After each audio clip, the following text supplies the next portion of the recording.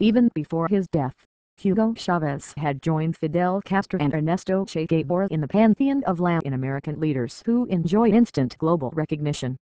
And, like Castro and Guevara, Chavez is more than controversial. He is the subject of deep admiration that easily morphs into passionate worship, and antagonism that often mutates into equally intense hatred. Chavez, 58, died Tuesday, after 2 years of cancer treatments, according to Venezuelan Vice President Nicolas Maduro.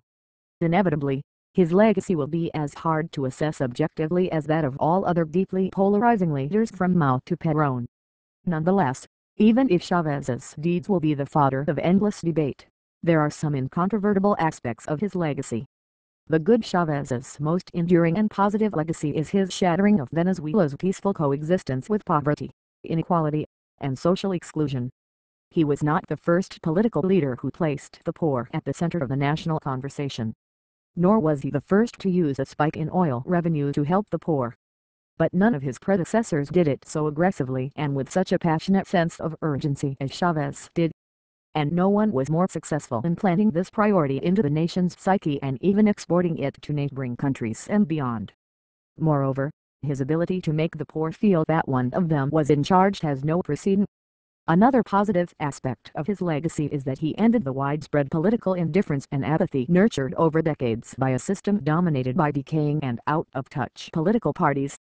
The political awakening of the nation sparked by Chávez has engulfed people in the barrios, workers, university students, the middle class, and, unfortunately, even the military.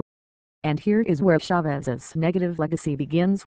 The bad: after 14 years in power, Chávez did not leave the nation a stronger democracy or a more prosperous economy. This despite his constant reminders that he had finally empowered the long-excluded poor and the fact that he presided over the longest and most exuberant increase in oil revenue in Venezuela's history.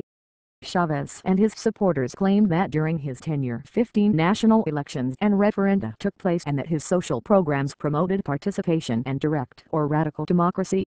Yet, as Scott Mainwaring, the respected U.S. academic, has noted, democracy requires free and fair elections for the executive and legislature, nearly universal adult enfranchisement in the contemporary period, the protection of political rights and civil liberties, and civilian control of the military.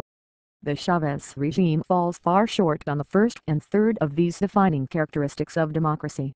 The electoral playing field is highly skewed, and respect for opposition rights has eroded seriously.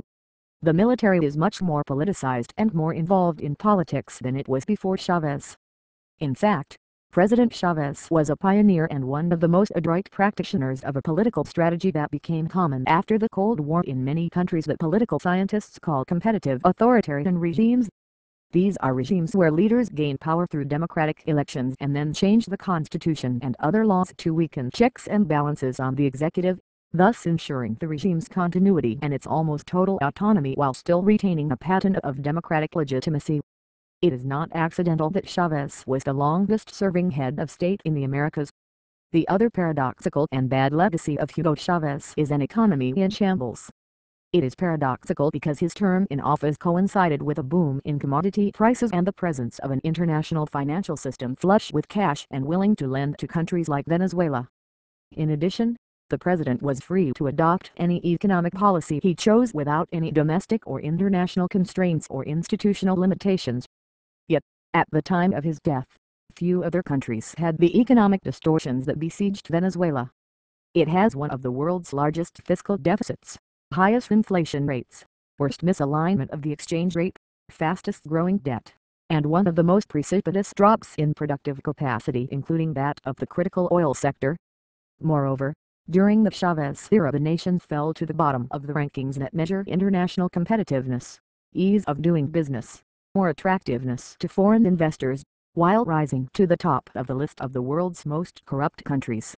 The latter is another paradox of a leader whose rise to power rested on the promise to stamp out corruption and crush the oligarchy.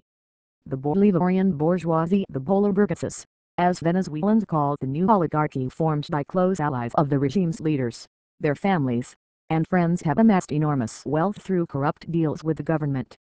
This, too, is part of the unfortunate legacy Chávez has left.